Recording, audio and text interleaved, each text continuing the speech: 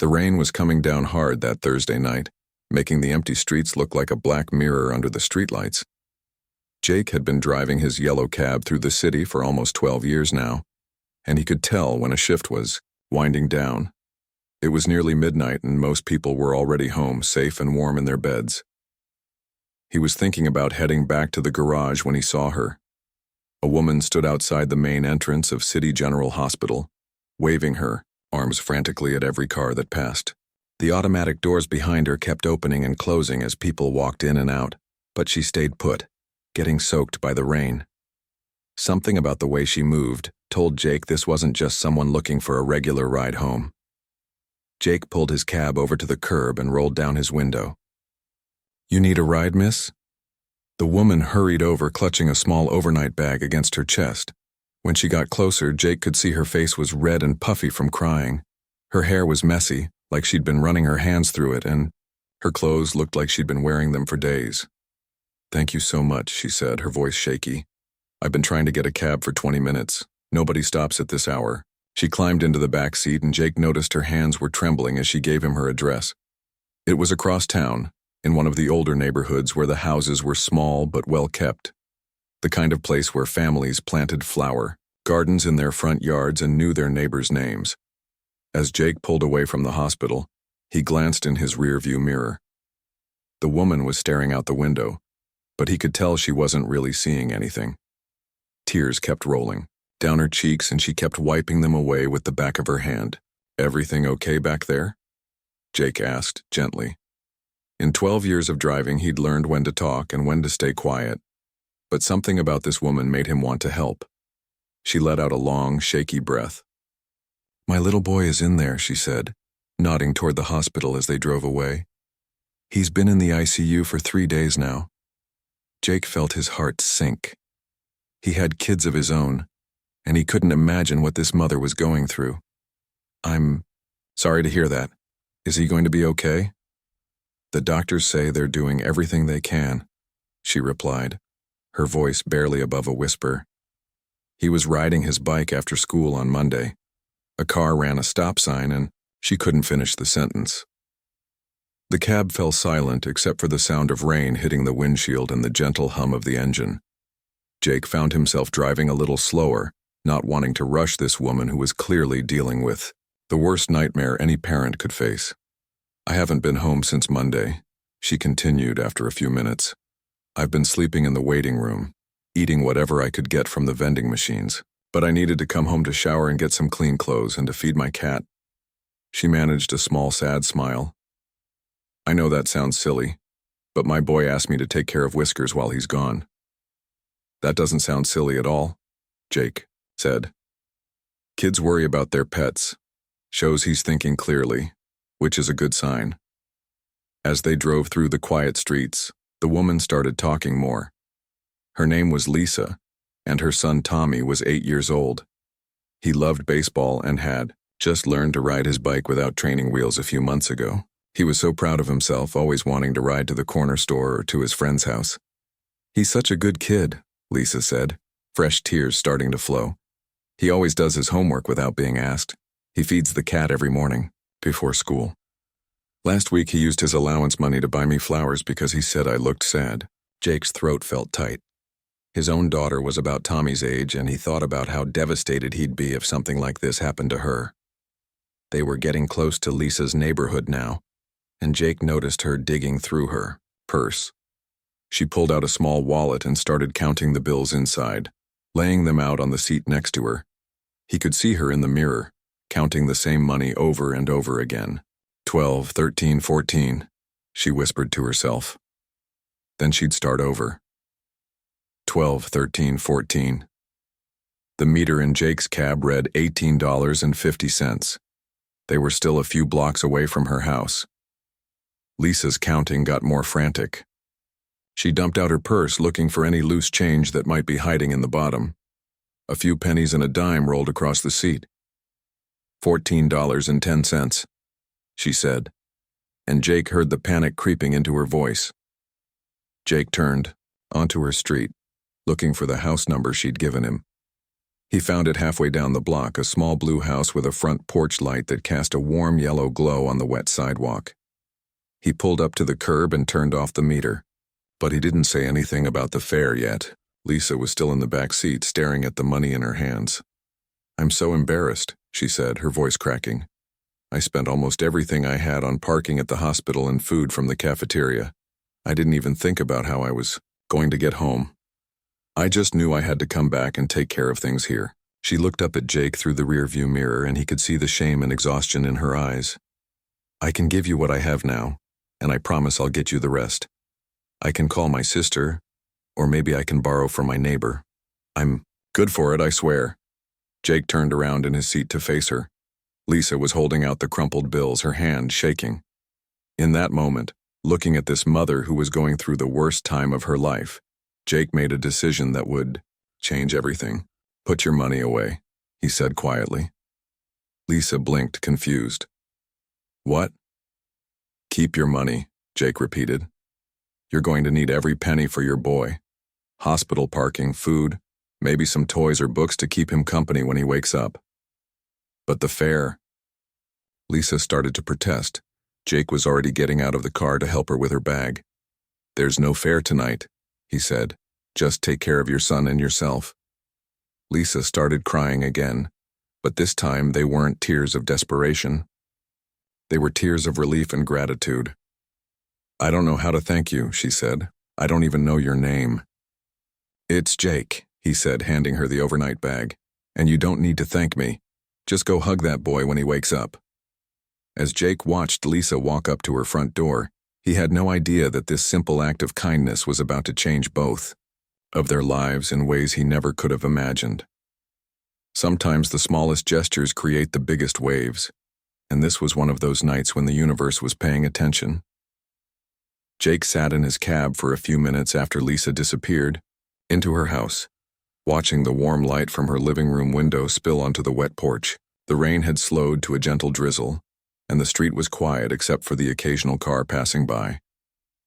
He thought about his own daughter sleeping safely at home, probably curled up with her favorite stuffed animal. $18.50. That's what the meter had shown. It wasn't a fortune, but it wasn't nothing either. Jake's wife Carol worked part-time at the local library, and with 2 kids, every dollar mattered in their house. But looking at Lisa's tear-stained face, seeing her count those crumpled bills over and over, he knew he'd made the right choice. Jake started his cab and began the drive home, thinking about the conversation he'd have with Carol. She'd understand. She always did. That's one of the reasons he fell in love with her 15 years ago. Carol had the biggest heart of anyone he'd ever met. She was always bringing home stray cats, donating clothes to the shelter, or making extra dinner for their elderly neighbor who lived alone. When Jake finally pulled into his driveway, the house was dark except for the porch light Carol always left on for him. He sat in the car for a moment, suddenly feeling the weight of the long day. 12 hours of driving, dealing with traffic, difficult passengers, and the constant worry about making enough money to cover the bills. But tonight felt different. Tonight he'd done something that mattered. Inside, Carol was waiting up for him in the kitchen, reading a book and drinking tea.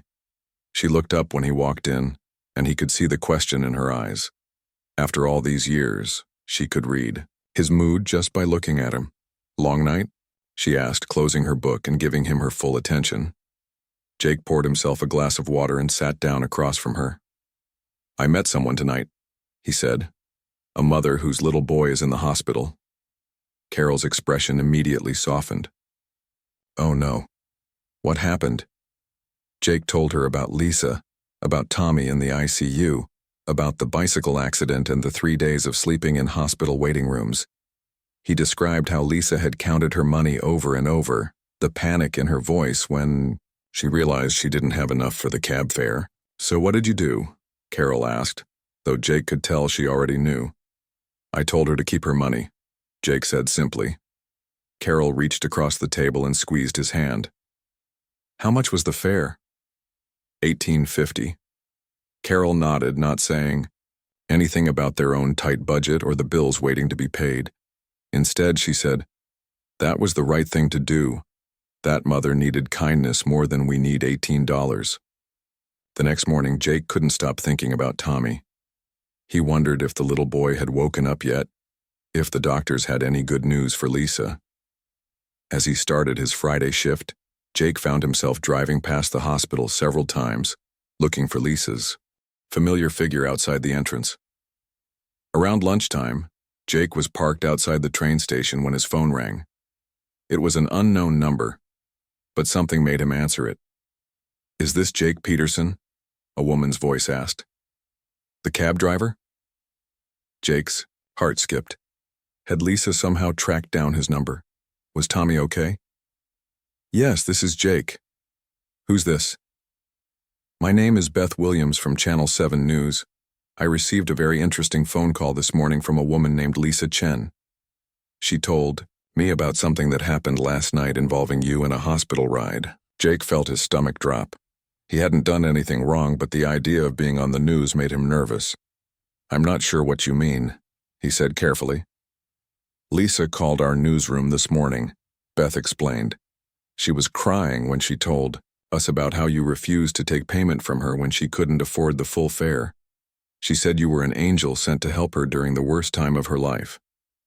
Jake pulled his cab over to the side of the road. "Look, I just did what anyone would do. It's not really a news story." "That's where you're wrong," Beth said gently. "In a world where we mostly hear bad news, stories like this matter. People need to know there are still good people out there. Would you be willing to talk to me, just for a few minutes?" Jake thought about it.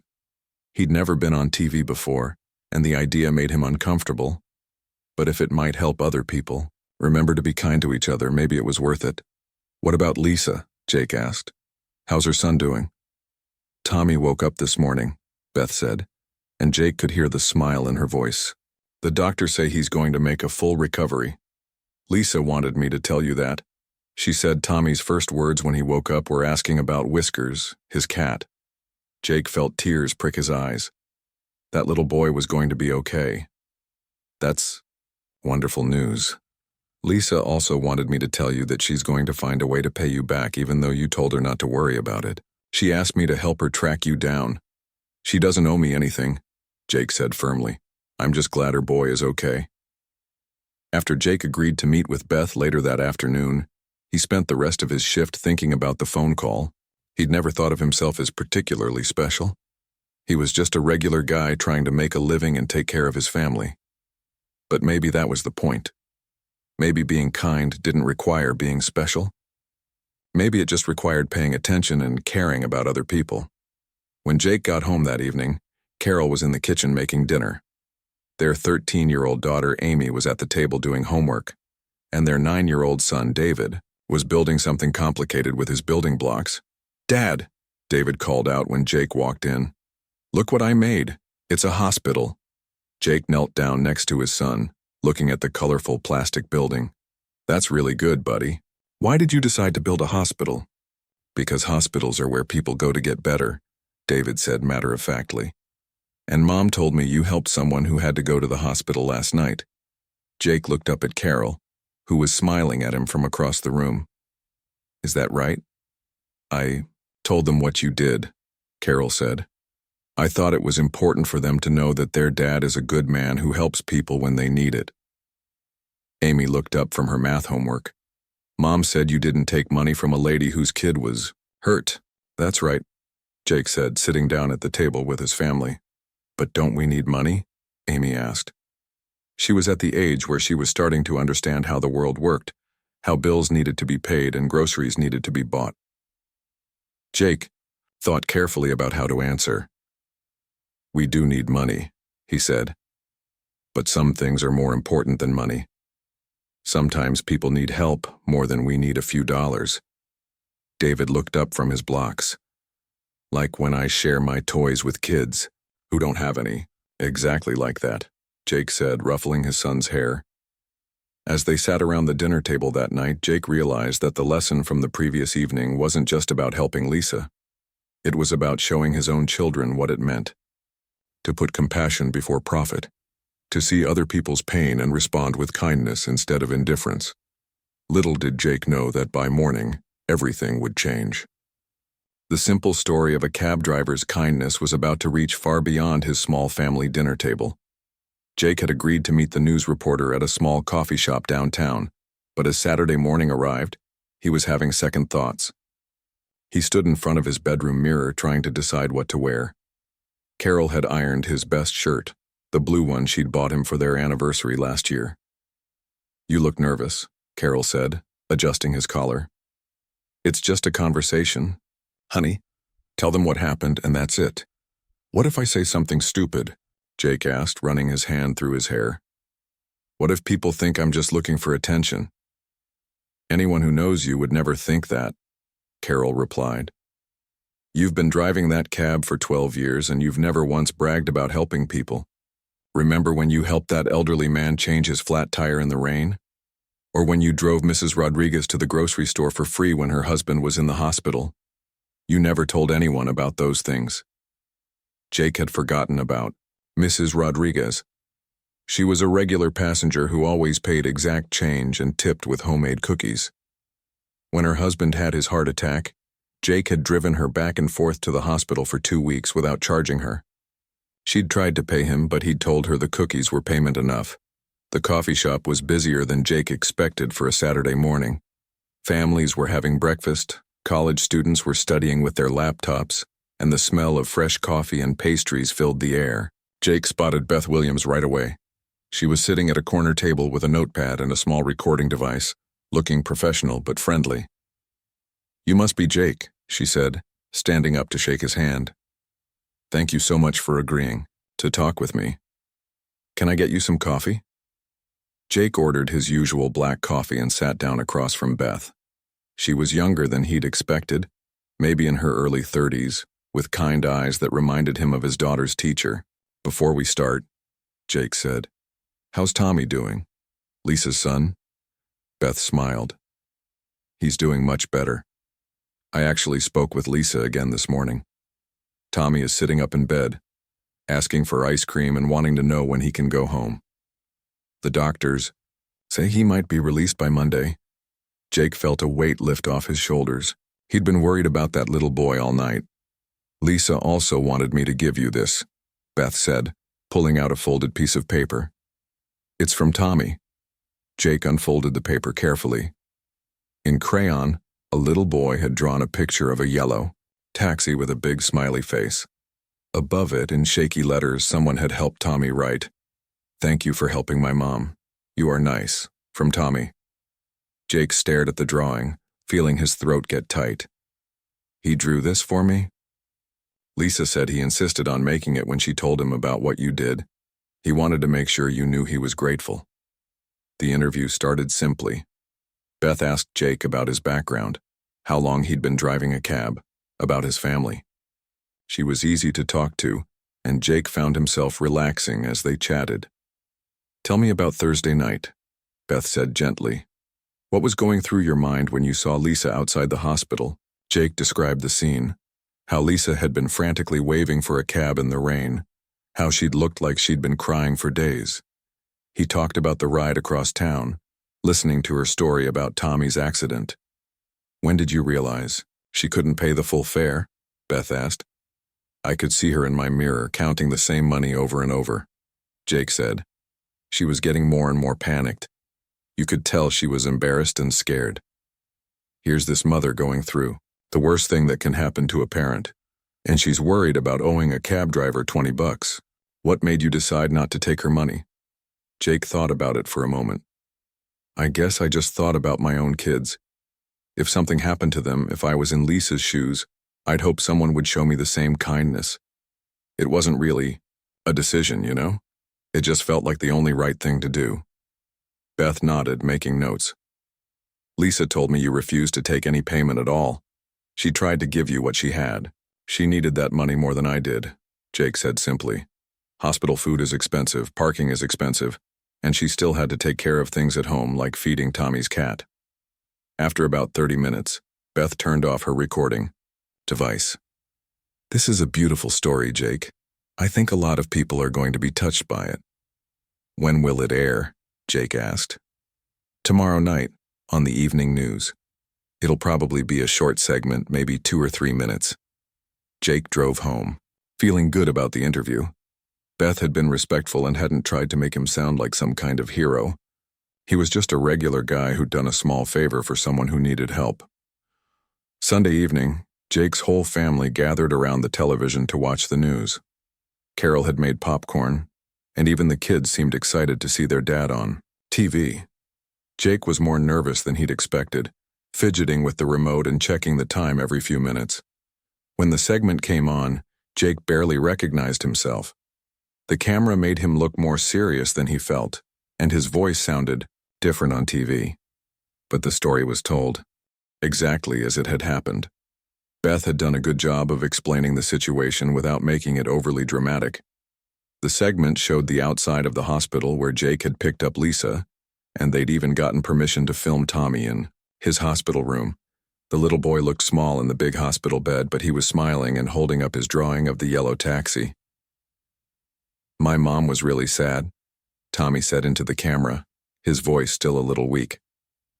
"But the taxi man made her feel better. He's a good guy." When the segment ended, Jake's family erupted in cheers. Amy hugged him tight, and David started asking if he was famous now. Carol had tears in her eyes as she kissed his cheek. "I'm proud of you," she whispered. Jake's phone started ringing almost immediately. His brother called from 3 states away, saying he'd seen the story online. Carol's sister called, then their neighbor from down the street. Jake's supervisor from the taxi company called to say he was proud to have Jake on his team. But it was the next morning when Jake realized how far the story had traveled. Carol was checking her social media while drinking her morning coffee when she let out a gasp. "Jake, you need to see this," she said, turning her phone toward him. The news station had posted the story on their website and social media pages, but it wasn't just local people sharing it. The story had been picked up by news outlets in other cities than other states. People were commenting from all over the country, sharing their own stories of kindness and talking about how the story had made their day better. "Look at this comment," Carol said, scrolling through the responses. "This woman in Texas says she's going to pay for the person behind her in the drive-thru today because of your story. And this man in Florida says he's going to volunteer at his local hospital." Jake stared at the phone screen, watching the numbers climb. Hundreds of people had shared the story, then thousands. Comments were pouring in from people saying how much they needed to hear something positive, how the story had restored their faith in humanity. Jake had no idea that this was just the beginning. By the end of the week, his simple act of kindness would change not just his life, but the lives of countless others who were inspired to spread a little more compassion in the world. By Tuesday morning, Jake's phone wouldn't stop ringing. He'd turned off the ringer the night before because calls were coming in every few minutes from reporters, radio stations, and people who just wanted to thank him. Carol had to help him figure out how to check his voicemail, because he'd never had more than 3 messages before. "Jake, you have 47 new voicemails," Carol said, staring at his phone in disbelief. "And look at this." She showed him her laptop screen, where she'd been tracking the news story online. "It's been shared over 50,000 times now. People are calling it the Taxi Angel story." Jake sat down heavily at the kitchen table. "Taxi Angel? That's ridiculous. I just didn't charge someone for a cab ride." But as Carol scrolled through the comments and shares, Jake could see that something much bigger was happening. People weren't just sharing the story anymore. They were doing things because of it. A teacher in Ohio had started a kindness club at her school. A businessman in Seattle had paid for groceries for every person in line behind him at the store. A group of teenagers in Denver had organized to shovel snow for elderly neighbors for free. "Look at this one," Carol said, pointing to a comment. "This woman says she was having the worst day of her life yesterday, thinking about giving up on everything. Then she saw your story and decided that if strangers can be kind to each other, maybe the world isn't as bad as she thought." Jake felt overwhelmed. He'd expected the news story to air once and be forgotten. He never imagined it would spread like this, or that people would be making life decisions based on something he'd done without thinking. The real surprise came Wednesday afternoon. Jake was finishing up his lunch break when his phone rang. This time it was someone from the taxi company's main office. "Jake, "This is Robert Chen, the owner of Metro Taxi," the voice said. "I've been trying to reach you for 2 days." Jake felt nervous. Had he done something wrong? "Yes, sir, what can I do for you?" "First, I want you to know how proud I am to have you working for us," Robert said. "The story about you and my sister Lisa has brought so much positive attention to our company. I had no idea when I saw the news that it was one of my own drivers." "Your sister?" Jake asked, confused. "Lisa is my sister," Robert explained. She called me Sunday night crying and telling me about the kind cab driver who helped her. I had no idea it was you. She's been trying to find a way to thank you properly." Jake was stunned. In 12 years of working for Metro Taxi, he'd never met the owner. He'd always just dealt with the dispatch supervisor and the mechanics who serviced his cab. "But that's not the only reason I'm calling," Robert continued. "We've been getting calls all week from people who want to use our service specifically because of what you did. 3 different companies have asked about hiring our cabs for their employees. The mayor's office called to ask if you'd be interested in being part of a community service recognition program." Jake didn't know what to say. "I appreciate that, Mr. Chen, but I really don't need any recognition. I'm just glad Lisa's son is okay."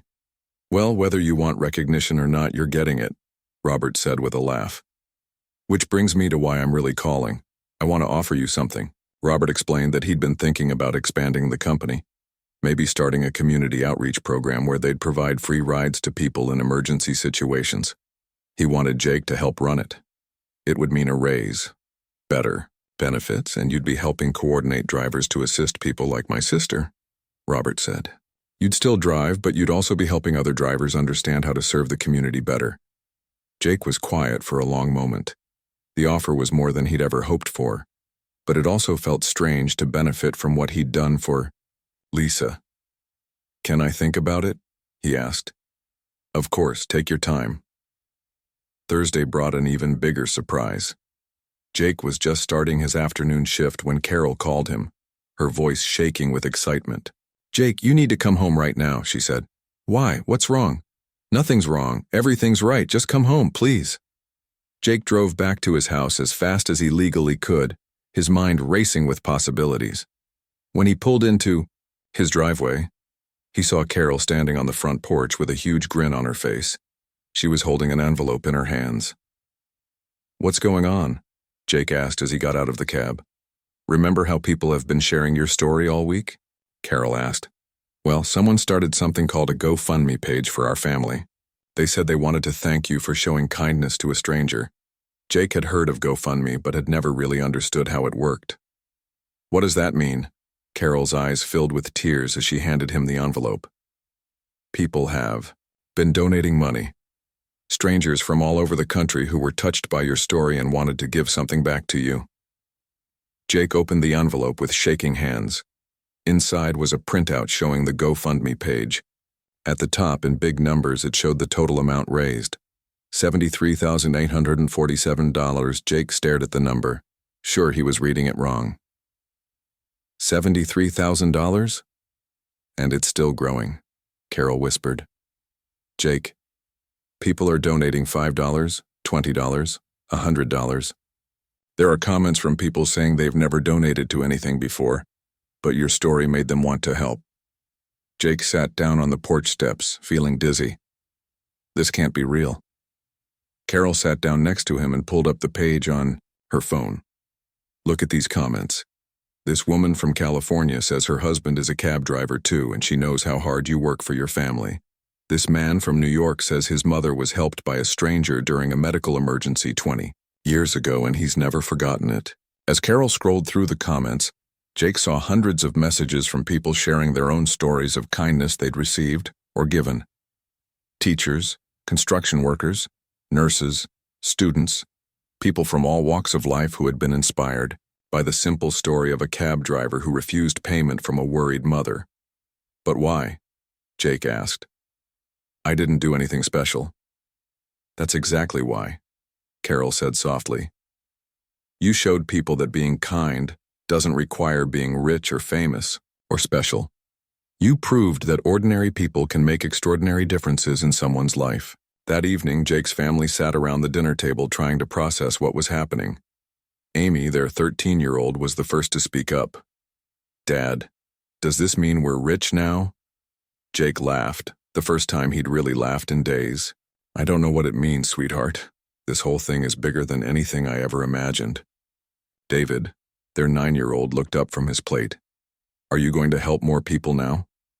It was a simple question from a child, but it cut right to the heart of what Jake was feeling. With this money, with this attention, with this opportunity that Robert Chen had offered him, what was he supposed to do now? "I think so, buddy," Jake said. "I think that's exactly what I'm going to do." But Jake had no idea that the biggest surprise was still coming. The story that had started with $18.50 was about to change not just his life, but the entire way his community thought about helping each other. Friday morning brought the biggest surprise yet. Jake was having his coffee and still trying to wrap his head around the GoFundMe money when Carol came running into the kitchen with her phone in her hand. "Jake, you're not going to believe this," she said, breathless with excitement. "Channel 7 just called. They want to do a follow-up story and they have some special guests who want to meet you." "What kind of special guests?"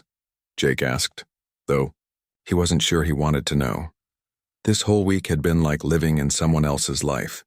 They wouldn't tell me exactly, but they said to meet them at the hospital at 2 o'clock. They said Tommy wanted to see you in person. Jake's heart jumped. He'd been thinking about that little boy all week, wondering how he was doing, hoping. He was getting stronger. The thought of actually meeting Tommy made him more nervous than all the news interviews combined. At the hospital, Jake found himself standing outside the same entrance where he'd picked up Lisa a week ago. It felt like a lifetime had passed since that rainy Thursday night. Beth Williams was there with her camera crew, but she wasn't alone. Standing next to her was Robert Chen, and beside him was Lisa. Jake hadn't seen Lisa since that night in his cab, and she looked completely different. The exhausted, desperate woman he'd driven home had been replaced by someone who was glowing with relief and happiness. When she saw Jake, she ran toward him with tears streaming down her face. "I can't believe it's really you," she said, hugging him tightly. "I've been trying to find a way to thank you all week." "You don't need to thank me," Jake said, feeling emotional himself. "How's Tommy doing?" "See for yourself," Lisa said, stepping aside. Coming through the hospital doors was a little boy in a wheelchair, pushed by a nurse.